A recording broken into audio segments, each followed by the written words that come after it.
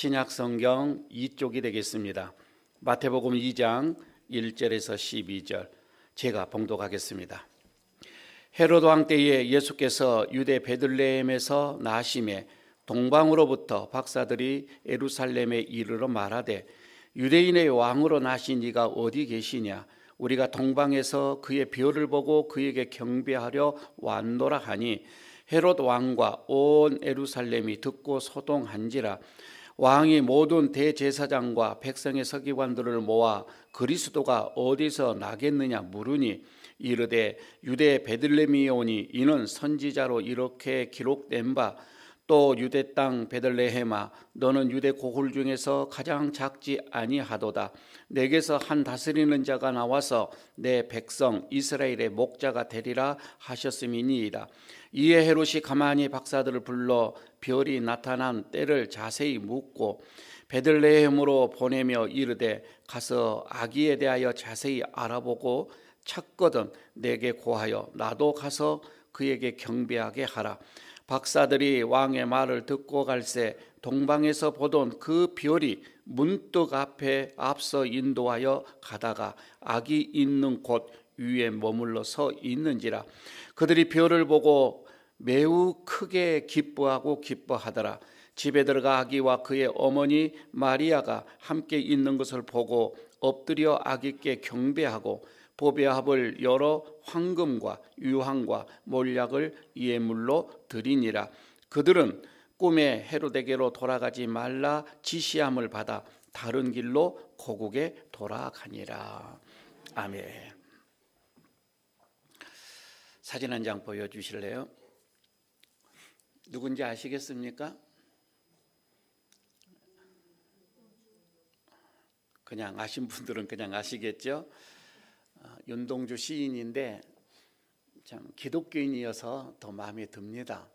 이분이 1930년도, 1940년도 그때 활동을 했던 시인인데 그때는 우리나라가 일본 강점기 참 식민지로서 이루 억압받는 그런 시대에 이 윤동주 시인은 글로서 시로서 우리 민족의 억울함, 고통, 슬픔 이런 것들을 이렇게 표현을 했던 분입니다. 참 시대가 그때는 암울했고 현실이 이렇게 어두울수록 이 시인은 하늘을 봤어요. 하늘을 쳐다보면서 밤하늘이 반짝이는 그 별들을 보면서 무언가를 얘기를 했던 것이지요. 별을 보면서 그는 조국에 대한 사랑 그리고 삶에 대한 애착을 노래했던 것입니다. 그가 쓴 많은 시들이 있지만 대표적인 그 시가 별 해이는 밤입니다. 한 구절을 보도록 하겠습니다. 별 하나의 추억과 별 하나의 사랑과 별 하나의 쓸쓸함과 별 하나의 동경과 별 하나의 시와 별 하나의 어머니 그러면서 어머님 나는 별 하나의 아름다운 말 한마디씩 불러봅니다. 요즘 우리들의 삶이 참 각박합니다. 참 살기 힘듭니다. 공고합니다. 그러나 자세히 살펴보면 환경이 그런 것만은 아니에요. 시대가 그런 것만은 아니고 우리들의 마음, 우리들의 이런 마음이 각박하고 마음이 얼어붙어 있기 때문에 또한 그렇게 느껴진다 이렇게 볼 수도 있겠습니다. 윤동주 시인뿐만 아니라 다른 분들의 이 시를 봐도 시나 어떤 이런 문학 작품을 보게 되면 밤하늘의 이 별 이것이 자주 등장을 하는 것을 보게 되어집니다. 별이 소망, 희망 이것을 나타내는 상징이기 때문에 그렇기도 합니다.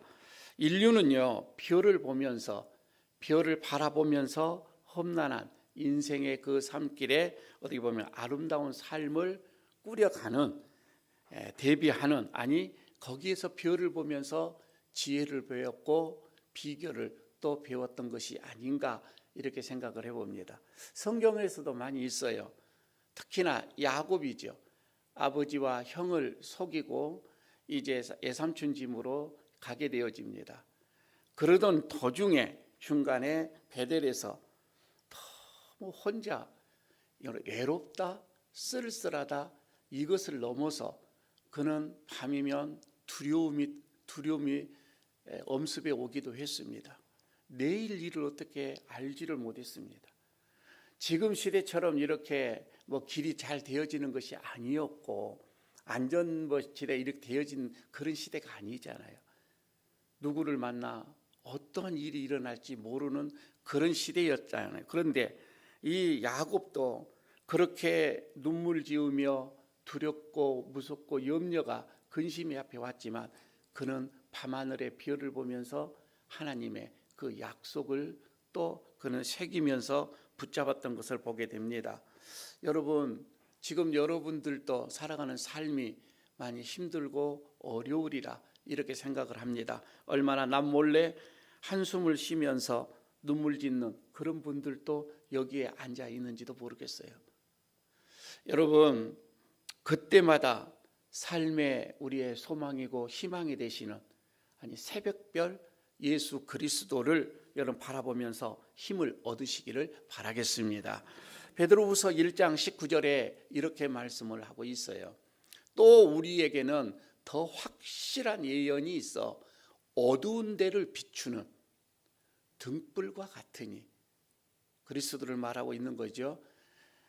날이 새어 새벽별이 너희 마음에 떠오르기까지, 별이 우리의 마음속에서 떠오르기까지 너희가 이것을 주의하는 것이 옳으니라. 이렇게 베드로는 우리에게 말씀을 해주고 있습니다. 오늘 말씀에서도 오늘 말씀으로 돌아와서 보면 동방박사가 나옵니다. 예수님의 이 탄생, 이것을 가장 먼저 멀리 있는 그들이 먼저 깨닫고서 얼마나 이 거리가 먼지, 그들은 거리에 관계하지 않고 분연히 그날 밤에 바로 자리를 박차고 일어나 아기께 오는 박사들이 모습이 나옵니다. 하나님을 섬기던 백성들, 지금 예루살렘 거기 안에 수많은 사람들이 많이 있습니다. 성경을 연구하는 서기관들이 있었고 이스라엘 백성들을 대표하는 바리새인들이 있었고 대제사장들도 있었고, 그런데 그들은 그런 예루살렘 성 안에 있었지만 예수님의 탄생을 그들은 지금 아직 알지를 못하고 있습니다. 그토록 그들은 하나님의 백성이라고 했는데, 하나님의 말씀을 연구하는 사람이라고 했는데, 하나님의 말씀대로 따라가서 사는 사람이라고 자부하면서 사는 그들이었는데, 막상 그리스도가 탄생하는 것은 그들은 까마득하게 모르고 있었습니다. 동방박사, 그들이 어떻게 아기의 예수님이 이 탄생을 알고 그들이 이렇게 먼저 경배할 수가 있었을까? 상당히 의문스럽기도 합니다. 가만히 생각해 보니 그들은 세상의 소망을 품고 살아갔던 사람들이 아니었음을 압니다.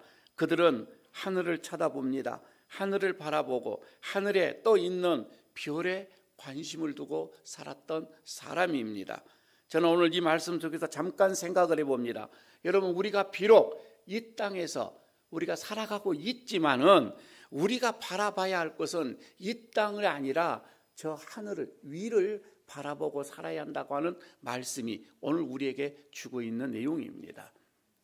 하늘을 바라보시라 이 말입니다. 그러면 좀 더 구체적으로 오늘 이 말씀 속에서 하나님께서 우리에게 주시는 그 음성이 무엇인지 한번 보도록 하겠습니다. 첫 번째는 오늘 여러분 말씀 속에서 예수님을 증거하는 증거자의 삶을 살아야 한다라고 말씀을 해주고 있습니다.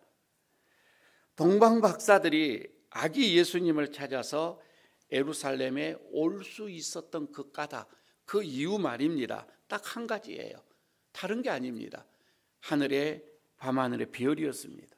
별이 그들을 안내해 주었다고 하는 것입니다. 만일 별이 그들을 안내해 주지 않았더라면 말입니다, 그들은 여기 예수님을 만날 수 없었습니다. 경배할 수도 없었습니다. 아니, 또 동방 박사가 예루살렘에 와서 그 많은 사람들에게, 하나님의 백성들에게 아기 예수가 어디에서 태어났느냐라고 이렇게 묻는, 여러분, 이것이 없었더라고 한다면은 아마 예루살렘 유대에 있는 이 사람들도 아기 예수 탄생을 모르고 있었을 거예요. 분명 이렇게 말하는 자가 있었기 때문에, 인도하는 것이 있었고 말하는 자가 있었기 때문에 우리는 아기 예수님을 알 수가 있었던 것이지요. 별이 동방박사를 안내했고 동방박사들은 별을 따라 먼 여행을 여기서 감수하면서 예루살렘에 왔고, 또 아기 예수 탄생을 전함으로 인해서 유대, 예루살렘, 그리고 많은 사람들이 성탄을 맞이할 수가 있었다 이 말입니다. 자, 이렇게 본다면 오늘 본문을 보시기를 바랍니다. 1절에서 3절에 주는 말씀이 있지요. 헤로드 왕 때에 예수께서 유대 베들레헴에서 나심에 동방으로부터 박사들이 예루살렘에 이르러 말하되 유대인의 왕으로 나신 이가 어디 계시냐? 우리가 동방에서 그 별을 보고 그에게 경배하려 왔노라 하니 헤로드 왕과 온 예루살렘이 듣고 소동한지라. 여러분, 여기서 소동한다 이 말, 소동한다 이 말은 헬라 말로 타라소 이 말입니다.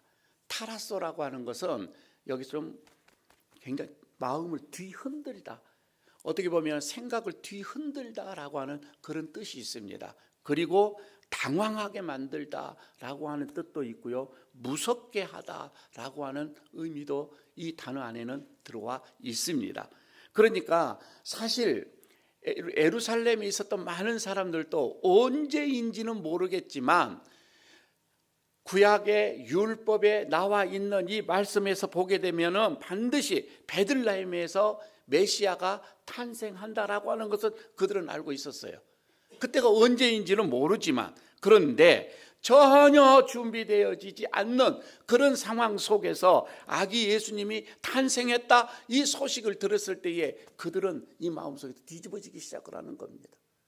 어떻게 보게 되면 놀랍고 당황스러워하는 그들의 모습, 타라소, 소동했다 이 말입니다. 오늘 우리가 성탄의 증인이 되어야 한다고 하는 것이 바로 이거예요. 2000년 전에 예수가 예루살렘 베들레 거기에서 탄생했다, 그거 전하자, 그 얘기가 아니에요. 그거 모르는 사람이 누가 있어요? 그거 다 알고 있단 말입니다. 2000년 전에 오신 그 아기 예수께서 우리를 구원하셨고, 그 구원하시기 위해서 십자가에서 고난당하 죽으셨고 3일 만에 부활하셨고 승천하셨고 다시 그 예수님이 재림으로 오신다라고 하는 것을 우리가 전해야 할 것입니다. 그러기 위하여서 지금 하늘 보좌에 계셔서 그 때를, 오실 때를 기다리고 계신다고 하는 거죠. 이것을 증거해야 되는데 가만히 여러분 지금 세상을 한번 보시기를 바랍니다. 예수를 믿든지 믿지 않든지 모두가 다 하는 말, 참 말세다, 그런 말들을 참 많이 합니다.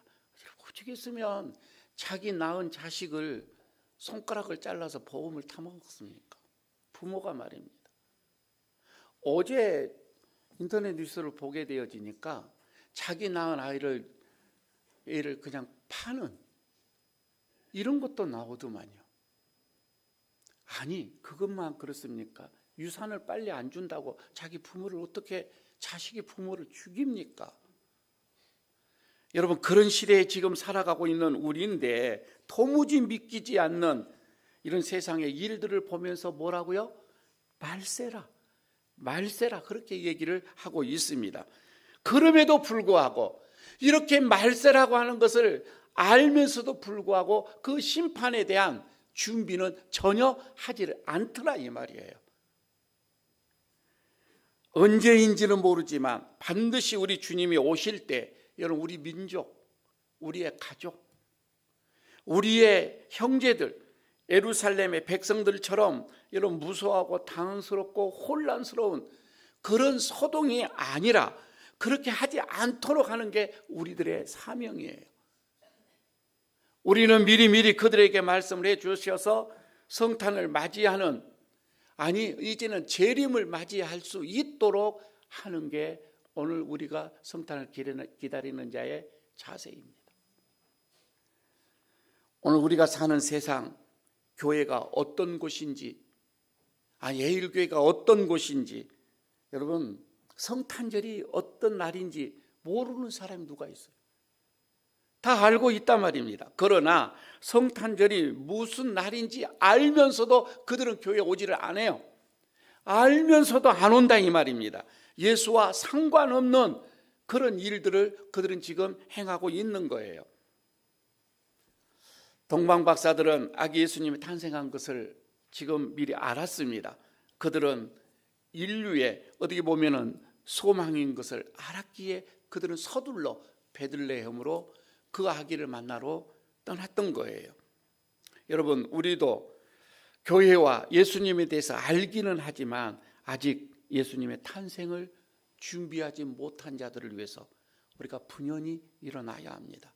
그리고 외쳐야 합니다. 소망은 거기에 있다. 이렇게 암울한 시대에 앞이 보이지 않는 저들에게 빛 대신 예수님을 증거해 주셔야 합니다. 이게 성탄을 맞이한 우리들의 자세다, 이런 말씀입니다. 2000년 전에 동방 박사들과 같이 말입니다. 우리도 그렇게 복음을 전해야 됩니다. 두 번째 말씀을 합니다. 예수 그리스도를 전하는 것이 우리들의 삶의 최우선이 되어져야 한다고 하는 거예요. 가만히 여러분 보시기를 바랍니다. 2절에 보면은 유대인의 왕으로 나신 이가 어디 있느냐, 어디 계시느냐, 우리가 동방에서 그 별을 보고 그에게 경배하러 왔노라. 동방 박사들이 아기 예수님을 경배하고 주님을 만나기 위해서 그들은요 가정 버리고 왔어요. 그 가정 없었겠어요? 자녀가 없었겠어요? 아니, 그들은 어떻게 보면은 형제들이 있었고 사랑하는 사람들이 있었을 것이에요. 그런데 그들은 과감하게 그것을 뒤로 물리치고 그저 예수님께 향하여 먼 여행의 길을 떠납니다. 아니, 여러분, 여행의 길을 떠나면서도 지금 우리는 하루만 어디 여행 가도 소상하게 시간 먹을 거, 어디 가서 먹을 거 다 계산하고 준비하고 떠나는데, 이 사람들은 아니에요. 정확하게 뚜렷한 계획을 세워서 떠난 것도 아니었어요. 별이 가는 대로, 별이 움직인 대로 말입니다. 메시아를 상징하는 그 별을 따라서 그날 밤 그들은 바로 떠났던 것을 보게 되어집니다. 사랑하는 성도 여러분들, 여러분에게는 지금 예수가 어떤 분이라고 생각을 합니까? 여러분의 마음속에 예수가 어떤 분으로 지금 존재하고 있습니까? 단지 여러분, 내가 예수를 섬기는 것이 취미생활하고 사교생활하고 내 어떤 무료한 시간들을, 여러분 나는 예수를 믿으면서 내가 교양활동을 한다, 이렇게 생각을 하고 있는 것인지, 그렇지 않으면 좀 더 고귀하게 생각해서 다른 종교보다 기독교가 그래도 조금 명품이지 않습니까? 그래서 여러분 기독교를 선택해서 지금 오고 있는 것은 아닌지요? 아니, 좀 더 고상하게 얘기를 해서 내 인격의 향양을 위해서 좋은 설교 듣고, 그래서 내 인격을 좀 더 고상하기 위해서 여러분 우리가 예수를 섬겨가고 있는 것은 아닌지요? 문제는 지금 여기서 그렇습니다. 그렇게 섬겨오고 어떻게 오든 간에 오늘 이 본문에서 보게 되면은 그렇게 산을 넘고 물을 건너 인도했던 그 별이 예루살렘에 와서는 딱 사라져 버립니다. 없어져 버립니다. 아니, 그 별을 보고 여기까지 왔는데 말입니다. 그 별 하나만 보고 따라왔는데 갑자기 사라졌으니 얼마나 이 동방박사들이 당황했을까, 얼마나 그 마음속에서는 허무했을까. 참 이런 생각을 해봅니다. 아마 그들에게는 막막했을 것이다, 그런 생각도 해보는 거예요. 모든 것을 다 버리고 예수를 따랐는데 말입니다, 갑자기 길이 안 보여요. 여러분, 그럴 때 어찌 하겠습니까? 지금 여기서 동방 박사들은 예루살렘에 가면 메시아에 대해서, 그리스도에 대해서 알 수 있지 않을까? 왜? 그들은 예수를 알고 그들은 하나님을 섬기는 사람들이기 때문에 아마 그렇게 생각을 해서 그는 예루살렘으로 들어갑니다. 그리고 만나는 사람들에게 묻습니다. 만나는 사람들에게 붙잡고서 아기 예수님이 어디에서 탄생했습니까? 혹시 아기 예수님이 탄생한 것을 아십니까? 아기 예수가 탄생하는 것을 알고 있습니까? 라고 묻는, 얼마나 그들이 열심히 물었으면 3절에 이렇게 말씀을 하고 있잖아요. 헤롯 왕과 온 예루살렘이 듣고 그 소리를 듣고 소동을 했다, 이렇게 지금 말씀을 하고 있다 이 말입니다. 예수 그리스도가 여러분 우리의 소망이고 그분을 따라 갈 때에 우리에게 여러분 이런 희망이 있는 것을 안다면은 여러분 절대 예수님과 가까이 있는 거 주저하지 마십시오. 열심히 예수님을 따라가십시오. 예수님을 찾으십시오. 그분이 별이고 그분이 빛이고 그분이 소망이라고 하는 것을 안다면은 그분을 찾기 위해서 내 삶 속에서 잠시 예수가 보이지 않을 때 더 부지런히 예수를 찾으라 이 말입니다. 일주일이 돼도 한 달이 돼도 목사님 예수가 안 보여요 라고 하는 사람 한 사람도 없어.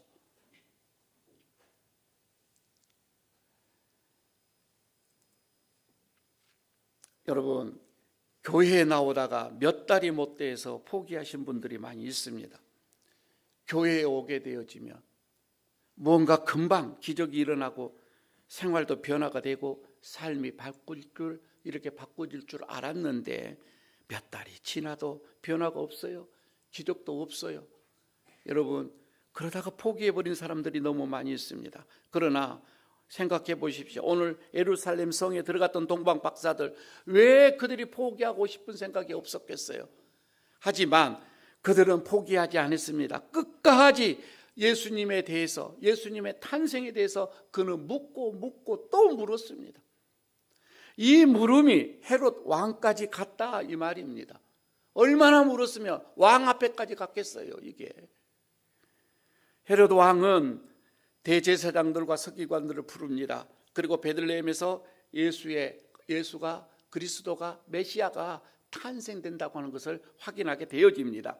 동방 박사들이 이 아기를 찾게 되어지면 자기에게도 알려달라, 나도 가서 경배하겠노라, 이렇게 어떻게 보면 거짓말을 하는 이 모습이죠. 여러분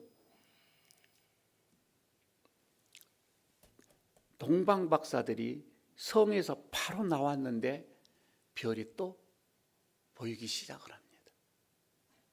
별이 딱 떠서 또 인도합니다. 이상하지 않습니까? 간절히 찾는 자에게는 보여집니다. 열심히 찾는 자에게는 하나님의 은혜가 보입니다. 보여요. 사실 여러분 저는 그렇게 생각합니다. 별이 뭐 있다가 없어졌습니까? 아니요. 우리들의 마음이 별을 못 봐버리는 거예요. 너무 이 세상에 집착하다 보니 하늘의 별이 안 보이는 거예요. 별은 그대로 있었을 거예요. 여러분 우리는 너무 세속에서 세파에 시달리다 보니까 하나님의 은혜가, 하나님의 구원이 안 보여요. 여러분 그럴 때 더 열심히 찾으시기를 바랍니다. 어느 순간에 찬란한 별이 우리 앞에 다시 보이기 시작을 할 것입니다. 9절에 그럽니다. 박사들이 왕의 말을 듣고 갈새 동방에서 보던 그 별이 문득 앞서 인도하여 가다가 아기 있는 곳 위에 머물러 서 있는지라. 얼마나 기뻤겠어요. 여러분 그 기쁨을 표현하겠어요? 우리는 잘 못할 겁니다. 성경에서는 그냥 이렇게 표현을 했어요. 10절에서 그들이 별을 보고 크게를 어떻게 얘기를 할까? 크게 기뻐하고 또 기뻐하였더라.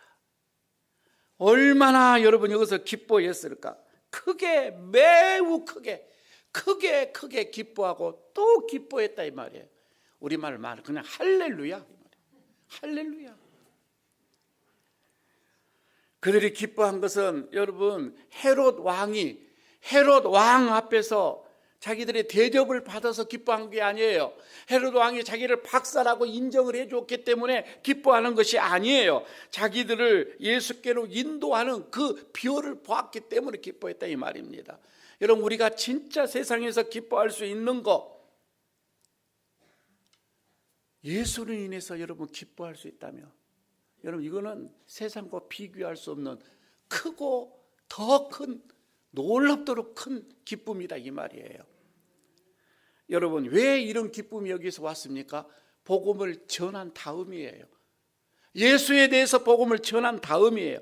천하보다도 귀한 영혼, 그 생명을 살리는 전도가 여러분 우리의 기쁨이에요. 그래서 저는 언젠가 여러분들에게 얘기합니다. 삶이 무료합니까? 삶이 여러분 뭐 기쁨이 없습니까? 여러분 살아가는데 내 마음속에서 아직도 여러분 뭐 이게 보이지 않습니까? 딱 하나예요. 삶의 의미가 없고 삶의 기쁨이 없고 삶의 소망이 없는 분들에게 딱 하나, 전도해 보십시오. 마음에 그냥 기쁨이 넘쳐난다 이 말입니다. 해본 사람은 알아요. 거기서 한 영혼이 왔다, 미쳐버리는 거예요. 세상에서 줄 수 없는 기쁨이에요. 그런데 그 전도한 사람이 교회에서 변화가 되어지고 일꾼이 되어지고 그러면 이제는 더 그냥 정신 못 차리게 기쁨이 도는 겁니다. 아니에요. 정말이에요. 똑같은 겁니다. 복음을 전한 자들에게 주님께서는 이런 기쁨을 주시더라 이 말입니다. 세 번째, 오늘 말씀을 합니다. 예수님께 드릴 이제 선물에 대해서 말씀을 합니다. 동방박사들이 사실 고향을 떠났잖아요. 가족을 떠났잖아요. 사랑한 자들을 다 떠났잖아요. 여러분 그것만으로도 사실 주님께 다 드리는 거예요. 어떻게 보게 되면 부족함이 없이 귀한 선물을, 인생을 드리는 거잖아요. 그랬는데 그들은 거기에 그치지 않았습니다. 아기 예수님을 선물을 위해서 그들은 또 준비를 하였습니다. 11절에 나옵니다. 집에 들어가 아기와 그의 어머니 마리아가 함께 있는 것을 보고 엎드려 아기께 경배하고 보배압을 열어 황금과 유황과 몰약을 드리니라. 예물로 드렸다. 여러분 여기서 황금이라고 하는 것은 그때나 지금이나 동서고금을 막론하고 가장 가치 있고 보배로운 물질인 것은 사실입니다. 여기에서 유황이라고 하는 것은 아름다운 향료를 말하고 몰약은 장례식에서 없어서는 안 될 귀한 보물입니다. 이렇게 귀한 복된 예물을 왜 꼭 예수님께 드려야만 했는가? 이거이죠. 그들은 이 예수가 구원자이심, 그러니까 그리스도이심, 메시아이심을 알았기 때문에 드린 거예요. 드려도 아깝지가 않은 거예요. 왜? 구원자이시니까, 메시아이니까 드려도 여러분 이것은 아깝지가 않아요. 이 동방박사는 그것을 알았던 것입니다. 여러분 지금이야 우리가 지금 여기서 예수님으로 인해서 우리가 구원을 받고 예수님이 하나님께서 보내주신, 그래서 십자가에서 어떤 이런 구원의 가치가 우리는 다 알고 믿기 때문에 그렇지만, 그때 당시에 이 동방박사가 이 예물을 아기에게 드린다라고 하는 거, 여러분 이것은 그때 당 놀라운 엄청난 사건이었어요. 누구도 그렇게 할 수 없는 그런 일이었다 이 말입니다. 오늘날에도 보면은 그런 분들이 있습니다. 도저히 우리는 상상도 할 수 없는데 어떤 분은 정말 주님 앞에 헌신하는 모습이 보여요. 야, 어떻게 그렇게 할 수가 있어? 근데 그분은 아무것도 아니에요. 왜? 그 예수님이, 그 하나님이 자기에게는 왕이기 때문에, 주인이기 때문에 나는 아깝지가 않다 이거예요. 여러분 오늘날 예수님께서 우리에게 받고자 하는 가장 귀한 것이 뭐예요? 예수님이 우리에게 받고자 하는 선물이 뭘까요? 그렇죠. 이제 지금까지 얘기 다 했어요. 제가 정말 가치 있는 소중한 것이 뭘까? 주님이 우리에게 바라고 있는 것이 뭘까? 우리의 황금일까? 오늘 주님께서 말씀을 합니다. 누가복음 5장 32절에서 말씀합니다. 내가 의인을 부르러 온 것이 아니요 죄인을 불러 회개시키려 왔노라. 이렇게 말씀을 하고 있거든요. 예수님이 세상에 오신 것은 죄인을 불러서 회개케 하기 위해서 오셨다고 하는 거예요. 여러분, 그렇다면 주님의 그 오신 목적을 우리가 함께 해드리는 것, 주님이 얼마나 기뻐하시겠어요? 아니, 조그마한 우리 교회에서도 최 목사가 왔는데 최 목사가 제일 좋아한 것이 뭐라고요? 아직도 모르면 10년을 같이 안 살았어.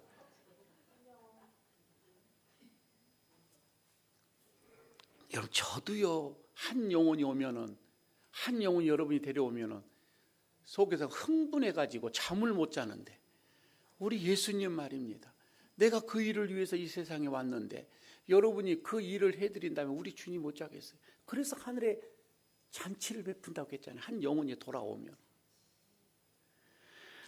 여러분은 돌아오는 이 성탄절에 아기 예수님께 가장 귀한 선물, 어떤 선물을 지금 여러분 준비해 놓고 있습니까? 내일 모레 수요일 날 성탄절인데 말입니다.